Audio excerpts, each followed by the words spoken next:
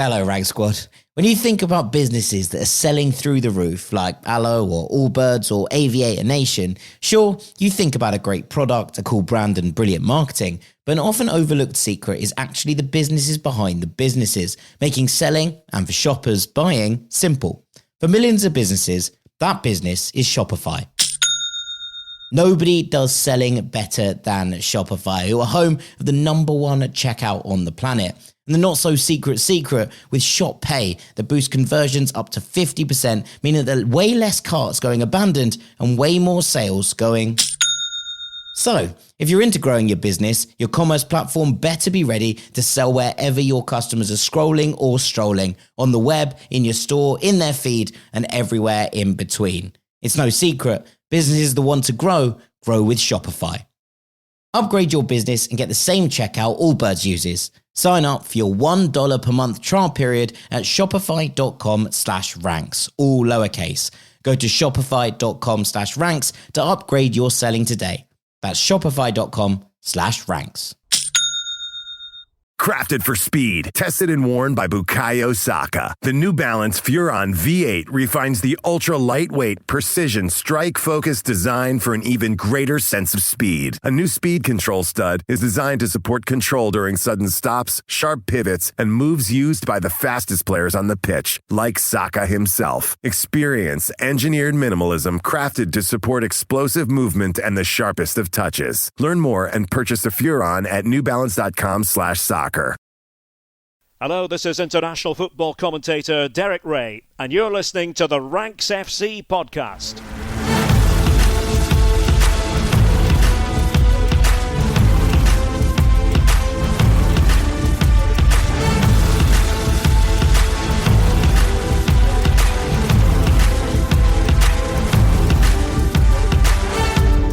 Hello, Rank Squad, and welcome to Champions League Takeaway here on Ranks FC. Looking back at Wednesday's Champions League action, and we have our four semi-finalists joining Barcelona and PSG from Tuesday.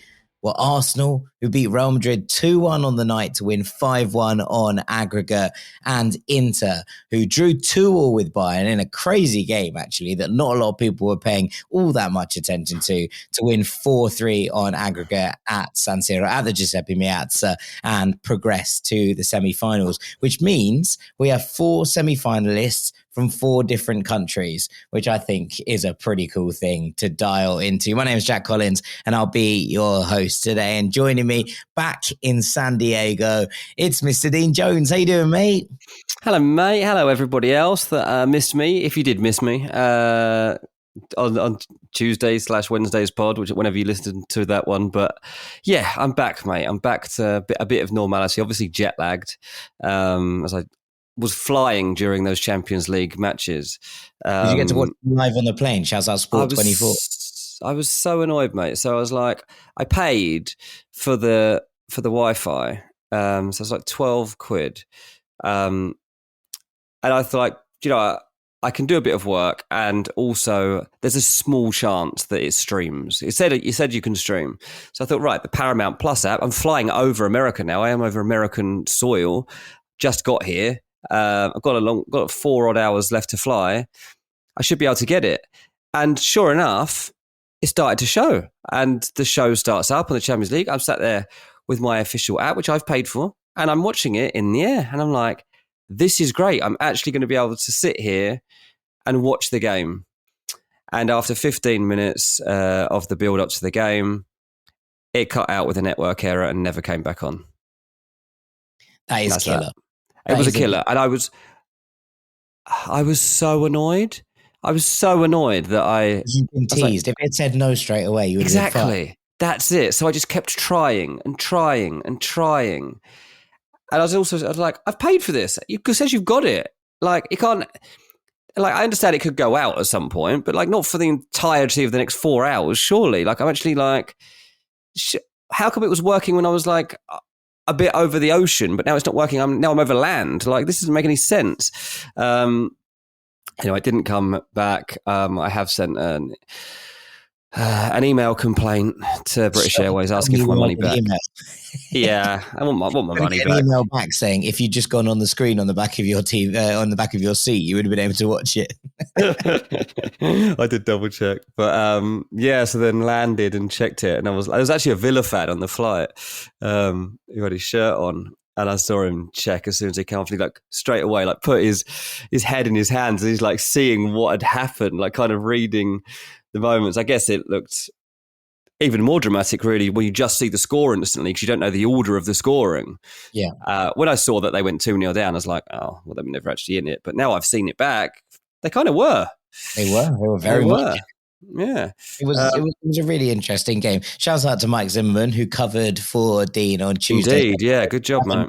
If you haven't listened back, then go back and listen to the first Champions League takeaway of this week. Mike and I broke down those first two games in real detail. But we're going to talk about Wednesday's games today. And I think that whilst Inter Bayern was a chaotic and crazy game, and I can't wait to tell you all about it, we should probably start with Arsenal winning at the Bernabeu and Arsenal getting to a Champions League semi-final for the first time since 2009. Before we get into it, Dean, today I learned that Martin Keown calls 2009 29. Oh, that sums him up. What? That's not how anybody does that. That's a completely bizarre way of talking about things, but that's not maybe a he was thing. just excited in the moment. Maybe I'll give him the benefit of the doubt. Maybe. It did make me Yeah, that is funny. An incredible performance from Arsenal, DJ. Yeah, I mean, I've never seen so much hype around a team that are already 3-0 down. It's quite incredible, really, the amount of expectation there was that there would be a comeback here. And obviously, given the years gone by, given the amazing comebacks and scorelines and performances we've seen through our lifetimes from Real Madrid, there was some reason for that. But, it wasn't this team, and it wasn't this version of this team for sure. And you were kind of reminded of that as the game went on. Like, this just isn't a great Real Madrid team. But nevertheless, Arsenal had a job to do, and they had to ride certain waves. As soon as the game started, I was like, right, let's see what happens here. First header, first tackle, who wins it? Real Madrid win the first header. Real Madrid win the first tackle. And I was like, oh, here we go. Like, they mean it here. But it really only lasted a few minutes. And then Arsenal started to, make sure that they were going to be in this game from the off. And they didn't let the balance get away from them quickly, which was very important.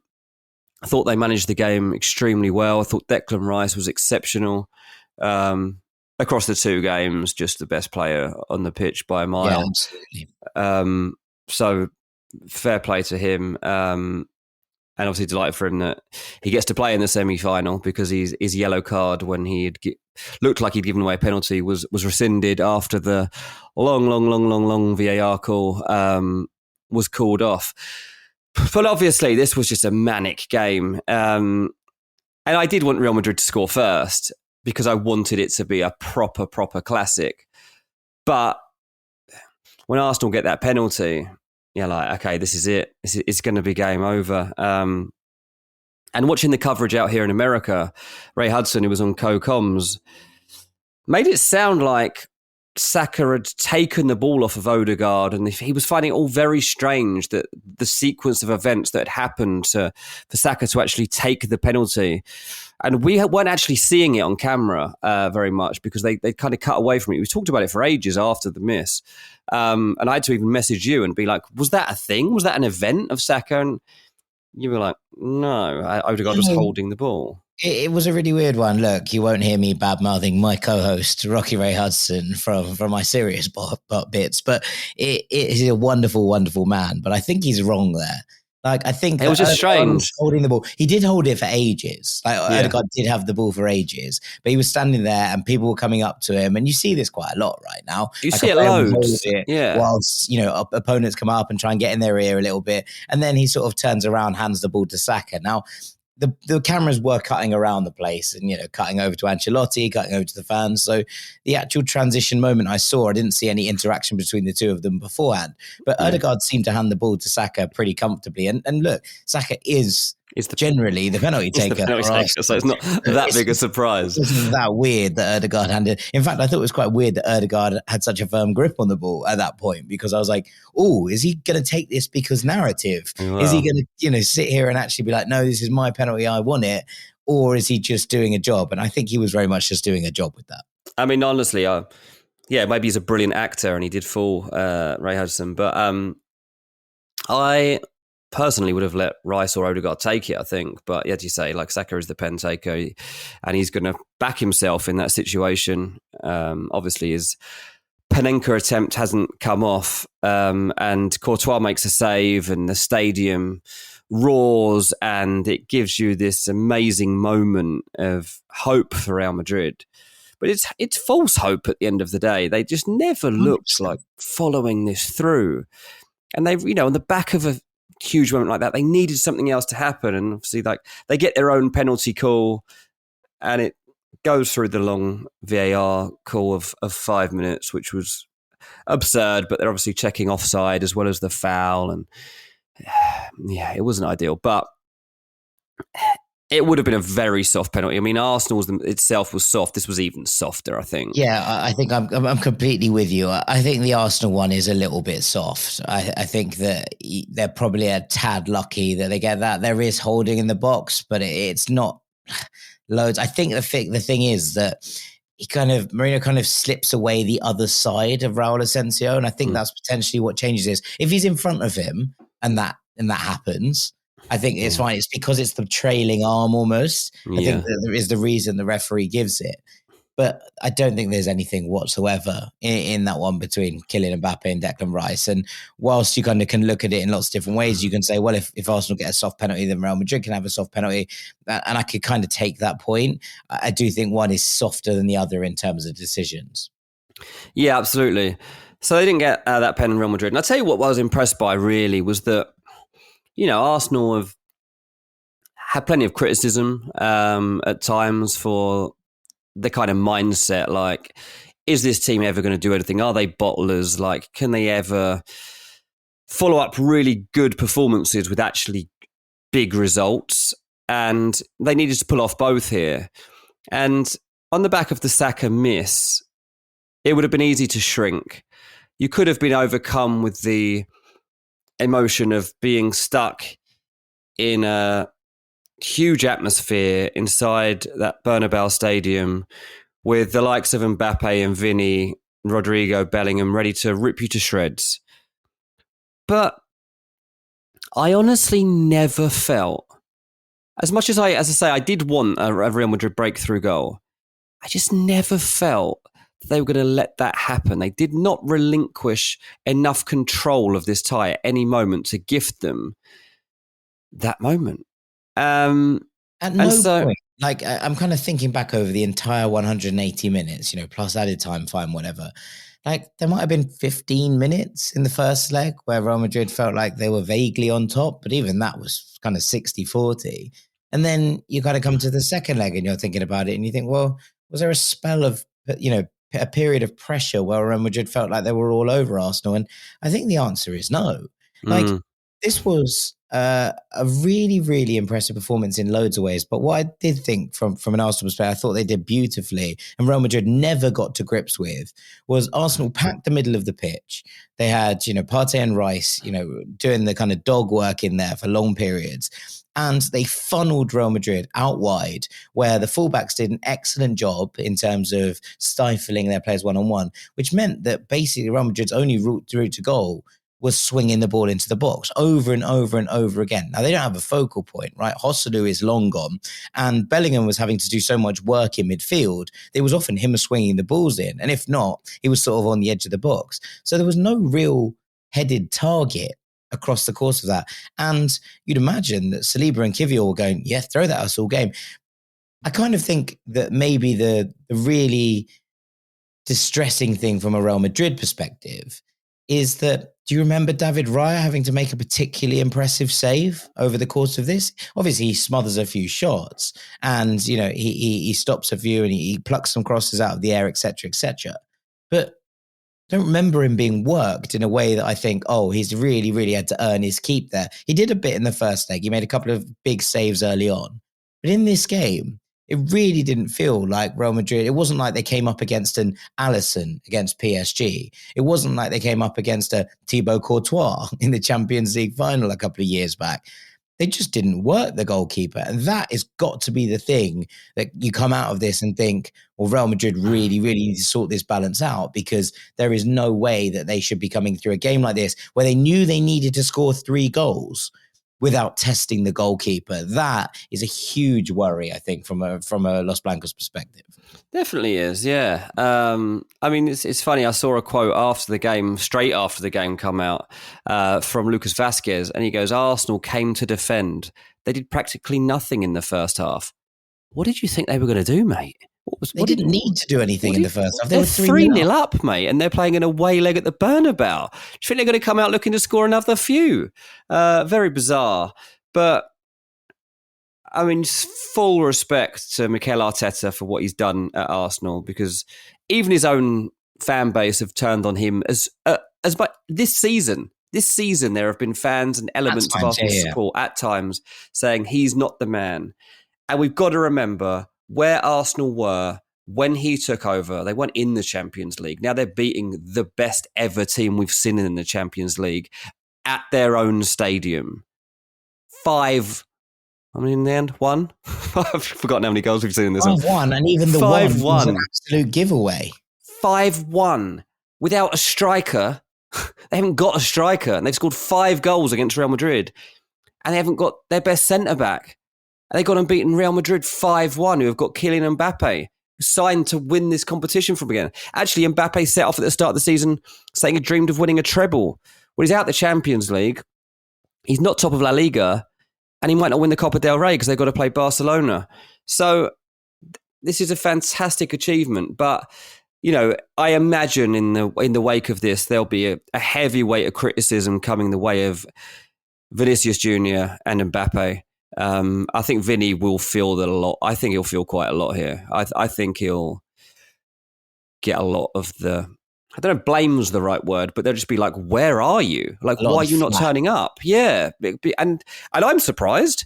You know, I've said many times throughout this season, don't worry about Vinny's form yet, because he doesn't turn up until like March sometimes. And that's fine. If he turns up March, April, May, you win everything. So that doesn't matter.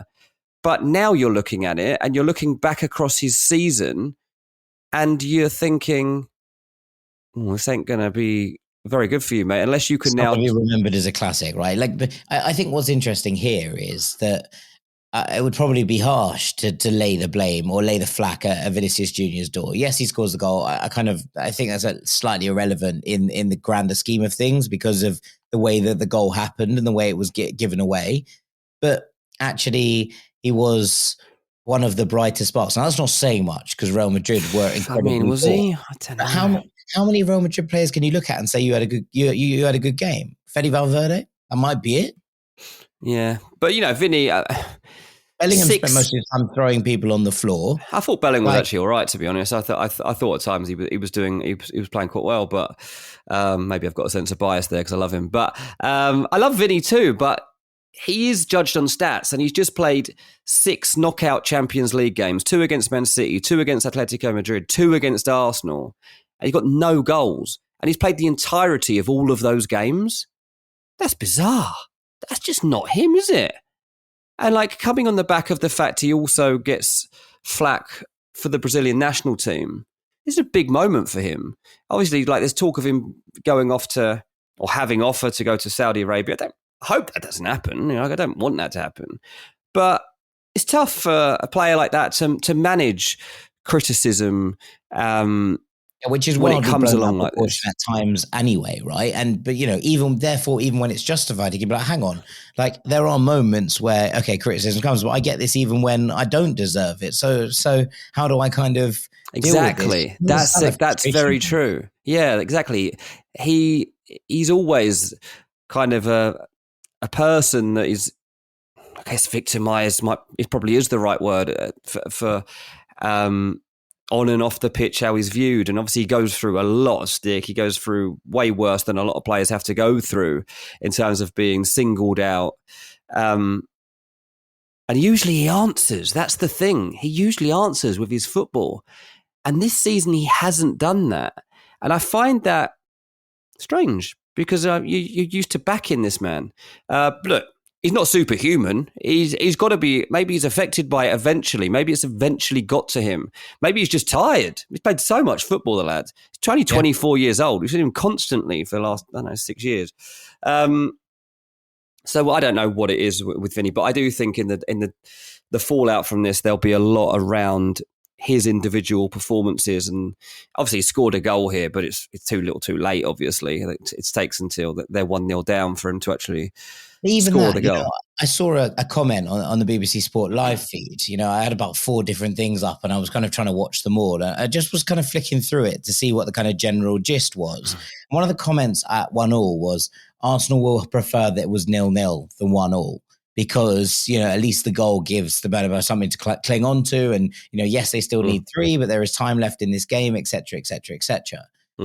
But actually, even from there, were there loads of moments that Real Madrid created? Maybe Endrick should do a little bit better with the chance at the end. I mean, it wasn't far, even was that's it? the 91st minute, right? It's too late anyway. I mean, the despair on people's faces when he missed it, I was like, lads, you've left it way too late. You still ain't winning it.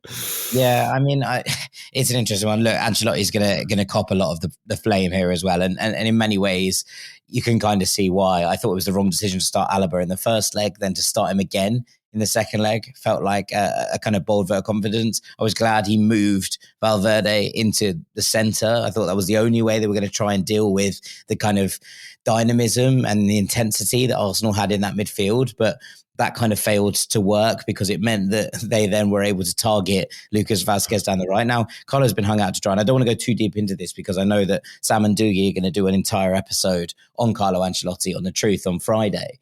So I don't want to dig into all the niches here because there's plenty about that coming.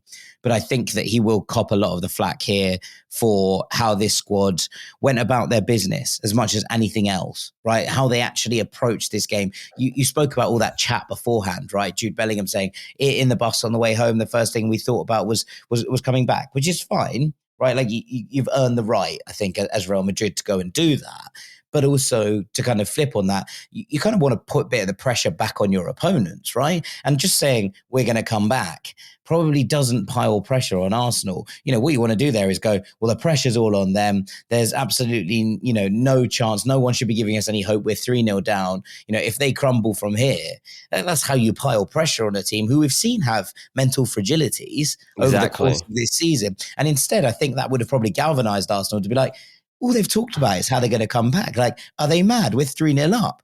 I just feel like arrogance is potentially the wrong word because maybe it's not.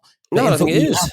You have to have an element of arrogance. And if you're playing for Real Madrid, and you are representing that club who believe that this trophy is theirs and rightfully theirs, and look, considering the amount of times they've won it and considering their record in this competition, that's fair enough. But you also have to try and play a little bit. And it felt like it was just all them and nothing to do with how we pile the pressure back on Arsenal. And that felt weird to me. Well, it's supposed to be like one of the good things about Ancelotti, isn't it? That he doesn't have a particular philosophy and he kind of lets players be players and have a bit of freedom. But one thing that Arsenal really did well in this game was to close up spaces for players to drift into. You weren't able to get in between the lines. You weren't able to turn Arsenal and make them feel uncomfortable. Really, not. Might have managed some moments, but there wasn't any time I really felt like Bellingham or Mbappe or Vinny, Rodrigo were getting into spaces that were particularly dangerous more than once. Like Arsenal were closing off those spaces, and largely because Rice and Partey were. And also the 2 fullbacks I thought were absolutely exceptional again. Marcel Skelly and Jurriën Timber, who shut down those avenues from wide areas. And look, Jakub Kiwior, who there was a lot of consternation about before these games, I didn't think really put a foot wrong over the course of, maybe from the 20th minute onwards of the first leg. I thought he pretty much nailed it, right? So you kind of come to that and think, well, everyone was a little bit worried. Everyone was a little bit stressed.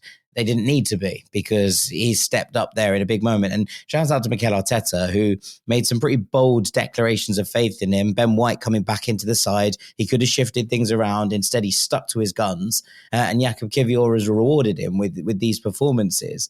But I think that you do look at it and think that this was a pretty much perfect away performance from Arsenal. And you know what? I was really glad that they got that second goal, the Martinelli one that won this, because Arsenal, over the course of this game, not the tie, over the course of this game, I thought managed it better. I thought had the control of the game, and they deserved to go there and win. Yes, a 1-1 draw would have sent them through, but I thought they deserved to actually be like, we went to the Bernabeu and we won on the back of a performance that we deserved to win off. They were completely right to. Yeah, I knew quite a few people who were Arsenal fans who went to this game, and we have this thing in England where you're typically not happy for your mates who support other teams to have these moments of joy. I don't know why that is. It's a very sick thing, really, isn't it? That almost everyone actually in my main mates WhatsApp group was cheering on Real Madrid tonight, and they're already cheering on PSG in the semi-final. Every one of them English, wanting teams from other countries to win. But I had to, and I was like, they would have loved that moment. That Martinelli one is the moment, like, you've just done it now. I mean, Saka's was great too, obviously, because it's extra breathing room, whatever. But then obviously Real Madrid scores, so you don't get to enjoy it for long. Martinelli's the absolute icing on the cake. Nothing can go wrong for them.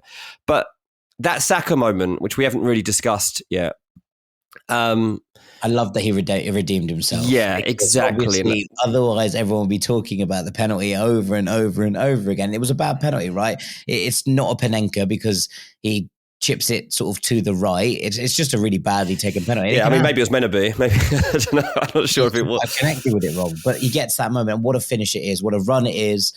It was just. It's the shrug for me. It's like. Well, yeah, I can get one kick wrong, and he obviously has before. His big one for England that lost us the final, but he's got another big one wrong here. But it hasn't been as painful for Arsenal, and it didn't affect his game. It didn't affect his game, and he's outshone, Vinny, for example. Like this was a head-to-head with those two. They're comparable in terms of playing style, in terms of sevens. They came up directly against each other at parts, right? And Saka's been out for how long this season?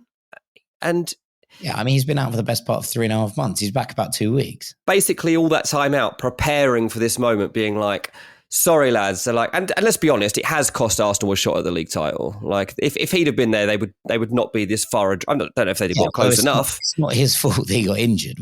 But he will feel guilt. He will feel a level of frustration. I think frustration and guilt. Yeah, you do, because you hate to not be out there and you want to get fit as soon as you can. But as that title shot slipped away, you're like, I'll be at the Real Madrid game, lads. Just get to that game and I will be there for you. And he's done that.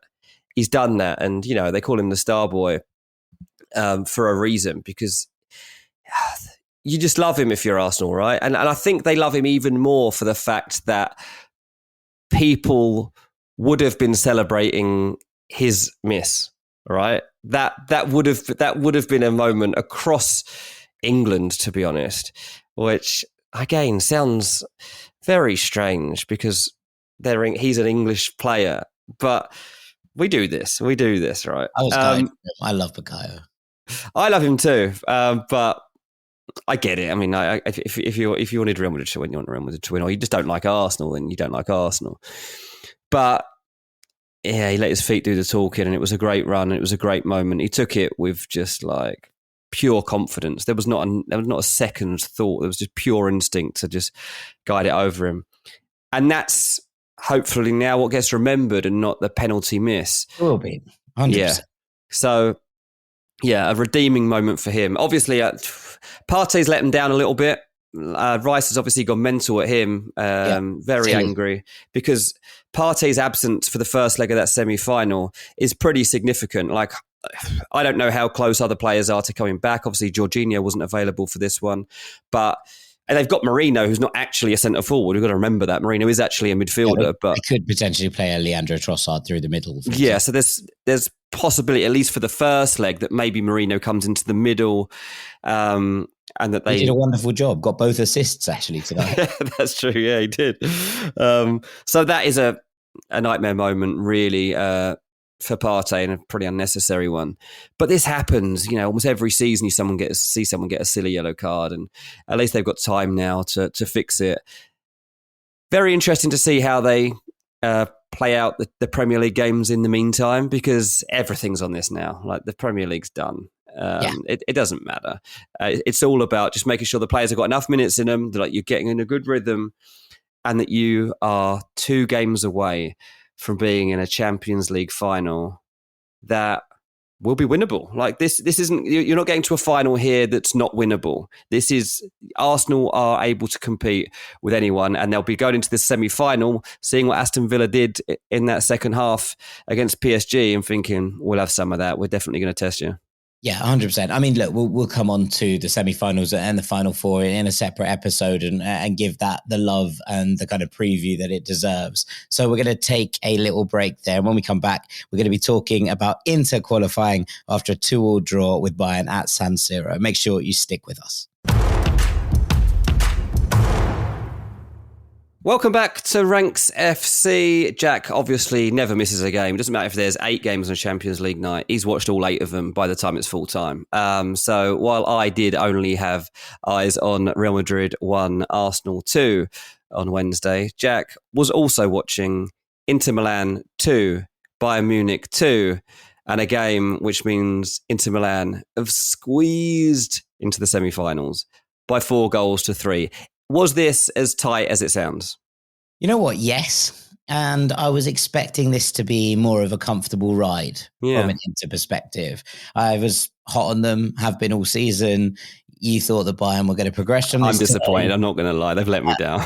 I knew this. I've got to give credit where it's due. I thought that once they won away at the Allianz, which no one had done before them in the Champions League for about 4 years, I probably should add, that actually Inter would be able to see this home in relative comfort. And to be honest, it played out quite similarly, I thought, Dean, to the first leg, in that Bayern had a lot of the ball, especially in the first half, and Inter tried to catch them in transition. It was a game plan that obviously worked very, very well in that first leg, and ultimately Inter came out of it. But I came out with a few kind of takeaways from this game. One is that Bayern are a little bit better than I'd probably give them credit for. And in recent weeks, we've seen them stutter a little bit in the league. It hasn't mattered too much because Leverkusen haven't been able to kind of grab that initiative and take advantage of it. The gap remains 6 points. But I thought that watching the Klassiker at the weekend, that actually, when you kind of came to it, this Bayern side had some real frailties. And we talked about the defensive line, right? So they're having to shift players around in order to actually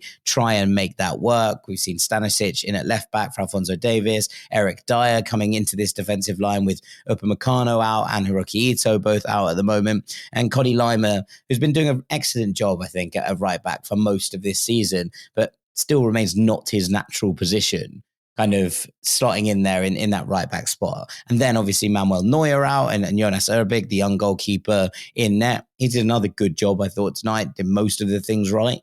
But it felt a little bit kind of helter-skelter at the back. And they were able to deal with most things quite well. Now, Inter weren't without their chances. There were moments in this game that they felt like they seized the initiative.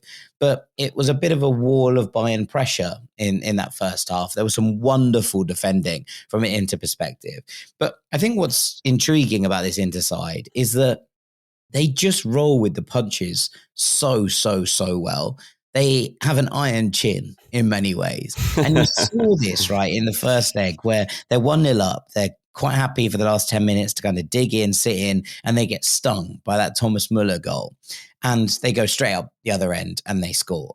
And you're like, oh, wow, that's a team with some resilience. And then they get to 0-0 at half time here. And I'd kind of predicted that this game was going to end 0-0. That's kind of where I was at with it. I thought that Inter would just be able to dig in and see this out. And some of the defending, Dean, in the first half, the amount of bodies they get in front of the ball, the quickness with which they get out to block shots. There's an absolutely unbelievable tackle from Alessandro Bastoni on Michael Elise in the first half, which should make highlight reels. It is stunning as a challenge, just as Elise looks like he's about to put Bayern ahead. And the way that they were dealing with this pressure, I was like, wow, I don't think anything's going to break them down today. And the ball comes out to Harry Kane about 5 minutes into the second half.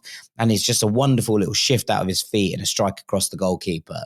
And suddenly they're 1-0 down on the night and the tie is level and the opportunities are rolling around. And there are some moments there. Thomas Müller has a great opportunity actually to kind of flip the tie on its head a couple of minutes afterwards and he balloons it over the bar. But Bayern just felt like they were like, oh, okay, we're in control of this now. And they forgot that Inter are just really good at counter-punching. Mm-hmm. And suddenly, within the blink of an eye, it's 2-1 to Inter on the night. You know, there are some amazing moments in this because Lautaro obviously scores the equalising goal on the night, the goal that puts Inter back ahead in the tie. Mm-hmm. It comes across from a corner. There's a missed header from Kim, which is a little bit uncomfortable. Kimmich can't get the ball out of his feet when he's trying to clear it, and Lautaro sort of fires home. And then it feels like it's all Inter all of a sudden. And this is what they can do, right? When they have that ability to pile pressure on and make you feel like you're completely under the cosh, and the ball gets worked out to Darmian on the right. He fires it across goal. It's an unbelievable block from Eric Dyer on the line to sort of lift it over the bar. Anyway, there's a couple more. And then Inter score from a corner. And it's like, oh, okay, cool. They've just done this. And Pavard scores against his old team. And he scores his first ever Inter goal in his 50th Champions League appearance. And at that point, 4-2 on aggregate, 2-1 up Bayern on the Inter on the night. And you're thinking, game over, game done.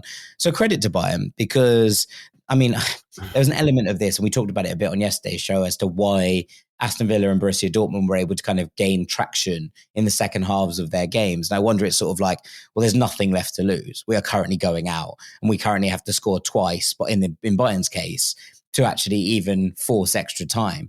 So maybe there's a little bit of just being like, well, we'll just throw it at the wall and see what sticks.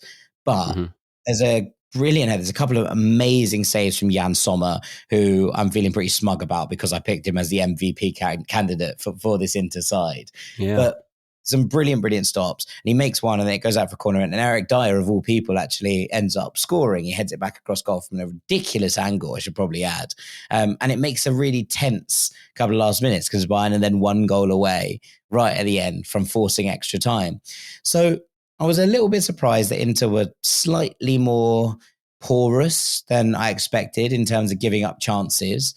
But perhaps that is doing a disservice to how good Bayern can be in the final third and the creative elements that they have in there. Company went with Müller from the start. I thought that felt like a good move, a smart move, because they knew they were going to have a lot of the ball. They didn't necessarily need the intensity that Rafa Guerreiro brought in that number 10 role from last week. And it did mean that they were slightly more creative and slightly more, there was a bit more link up in the final third than we've seen from them in the first leg. But on the whole, I think that Inter, the way that they just went backs to the wall at the end, the way that they saw this out, they remain a bit of an anomaly in this competition.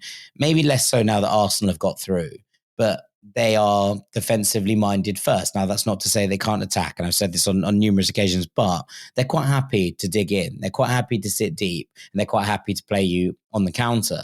And I think it's going to be a really interesting matchup with Barcelona. And if they get through with whoever they play in the final, because the stylistic nature of it differs. And they say styles make fights, right? In boxing, styles make games too. And I think this one's going to be a particularly interesting one. But Inter a little bit more porous than I expected. Bayern a little bit more creative than I was expecting from them. But the way that this Inter side wear punches, the way that they respond, the way that they counter, just feels like they are a team built to go deep in competitions. And look, 3 of the 4 sides left in the competition, Arsenal being the exception, are still on for at minimum trebles in Barcelona, Inter and PSG. I think PSG can win the quadruple, obviously. But what we're seeing here is 3 teams who are different in the way that they play. But Inter, for me, feel like the team that have the ability to go both ways. You know, if they need to sit in and dig in and defend, are quite happy to do so. If they need to pile the pressure on and when they feel like they can suffocate you, they can do that at the same time. So I was impressed with them, but not in perhaps the same way that I was impressed with a Barcelona or a PSG. And I think that they remain a really interesting wild card in this competition, perhaps the wildest card because of the way that they set up. Yeah, that's interesting. I mean, one thing I also would like to, like Lautaro Martinez, obviously, like if you're looking for a difference maker, he's your guy. I saw that he got the Man of the Match award tonight.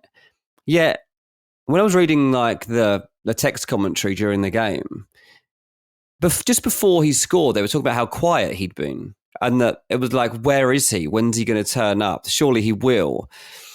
And obviously he did. He scored. How important is he compared to, especially the guys that are left in this tournament? Is he the most important, you know? I don't think so. Like, I think that what's so interesting about this Inter side is that they can rotate. And look, Lautaro was substituted with 10 minutes remaining or so, and Mediterranean comes off the bench. He's just come back from an injury. And you're thinking, well, maybe that's to do with defending crosses and defending kind of set pieces, a little bit more height in there, etc. Fine. But that game is a little bit on a knife edge at that point, right? If Bayern score, you're going to extra time. And Inzaghi is happy to, take off. He is captain, and his biggest goal scoring threat. Okay, maybe that's doing a slight disservice to Marcus Thuram, but the man that they would look to in a big moment to score the goals, and did tonight. I think it's very weird he got the Man of the Match award. Like, I would have given it to Jan Sommer, That's who what I thought wondered, was yeah. excellent. But two, we talked a bit about the fact that Arsenal funneled Real Madrid wide and went sling crosses into the box then. And that's a little bit what Inter did to Bayern. Now, obviously, they score from a cross in terms of Eric Dyer's one, but that feels a bit like an anomaly. But the way that they just forced them wide and basically were like, stick it in the box then, and our centre-backs will deal with it, actually worked from an Inter perspective. It was when Bayern sort of played the more intricate stuff that they started to get some joy in those areas. So there is an element that I think you could probably give it to almost any of the midfield three. I thought Barella was excellent again, as usual. I thought that Çalhanoğlu had a good game in the middle there. I thought that pretty much all of Inter centre-backs did very, very well in different elements. He would have been relatively low down my list of players I would have given the Man of the Match award to. Yeah, that makes a lot more sense because, reading the text commentary, I was like, obviously, like they're talking about will he arrive for his big moment, and he does. But I'm like, see a bit of a change. Really good after the goal. It is probably worth pointing out. Like that period of Inter pressure, everything is kind of going through him in that area, and he starts to buzz around and be that kind of nuisance player that we know he can be with that creative edge. So he does deserve credit for that period after the goal, but I don't think that's a long enough period of the game to justify giving an MVP award for. Yeah, exactly. And I think in a time when player of the match has become a bit more deep than just going for goal scorers, I think that we've seen a bit more of that recently. I was, a little surprised he got it, but I think that the guy is absolutely insane and so important to them. Harry Kane obviously sees another trophy go begging. How'd he do? Because obviously, like they'd had chances across the first leg as well, and it sounds like they had plenty across this second leg. Bayern. What was missing? Is it like naivety from the manager Vincent Kompany, as you suggested he might be the guy that holds them back? Was it too many just missed gilt-edged chances that went missing? How does it read out from a Bayern perspective? Yeah, I mean, look, they're missing some key elements, right? And I think that in a perfect world, Vincent Kompany wouldn't have let this tie. He would have kind of been like, okay, a single goal will determine this tie or each night, right? So I think that Bayern will look at this and say, well, where was the tie lost? It was lost after we went to 1-1 in the first leg and we ended up conceding again to lose at home rather than the performance that they put in tonight. I don't think there was much naive about it. Maybe with a Musiala in there, you unpick a little bit more in terms of having that dribbler who can carry the ball past a few defenders and open up chances for everyone else. I thought Kane did fine, like, to be perfectly honest with you. And the way that he facilitates is important. I thought the way that he linked up with Thomas Müller was pretty impressive at the same time. So I can't sit here and tell you that he had a bad game because he fundamentally didn't, right? Like it was absolutely fine in terms of how things shook out. But I thought that, the way that he held up the ball, the way he scores the goal is absolutely glorious. There is some really interesting moments from him in terms of when he's trying to play in the likes of Elise, who I thought had a relatively good game himself. Sane was a little bit quiet, I think, for my liking, whereas Gnabry came on and made a bit more of a difference. That might be something that plays on Vincent Kompany's mind. But I couldn't sit here and legitimately say to you, Harry Kane was any of the reasons that Bayern didn't progress tonight. I think he did almost as much as he could have done. Perhaps he would have asked for a little bit more service in areas where he could seriously challenge rather than aerial balls that were thrown into the box for him to, compete with three centre-backs who are all very comfortable in the air. But that's not really on him, right? Like that's on the players around him in terms of fashioning chances and creating them. So, I think that there won't be too many things about Harry Kane. He's been talking about having a goal drought recently. There was some sort of strange conversations going on in the German press around his recent form. But the goal he scores is really, really spectacular forward play in terms of just standing up his defender, reading the options, finding the gap and hitting the bottom corner. Like there is nothing that anybody can do in the world when you play like that. And he dragged Bayern back into the game in that moment when it felt like they'd been banging their head against a brick wall for long periods of the game. Yeah, there's an interesting little line in Bild on the back of this game as they reflect on the Bayern defeat. It said, after the final whistle, Harry Kane stood in front of the travelling fans with tears in his eyes, letting his emotions run free. The Englishman still has to wait for his first ever title. The strikers come away empty-handed again. And then Michael Ballack kind of spoke about it, saying with every year that passes, with every year you no longer have the chance to win, this is what it does to you. And the moment is symbolic of what he's kind of gone through. I mean, we're going to assume he does eventually get his hands on a trophy this season. But yeah, that'll be tough to take, I think, for Harry Kane, especially as he has spurned some opportunities across the two games to kind of get them in a better position to go through.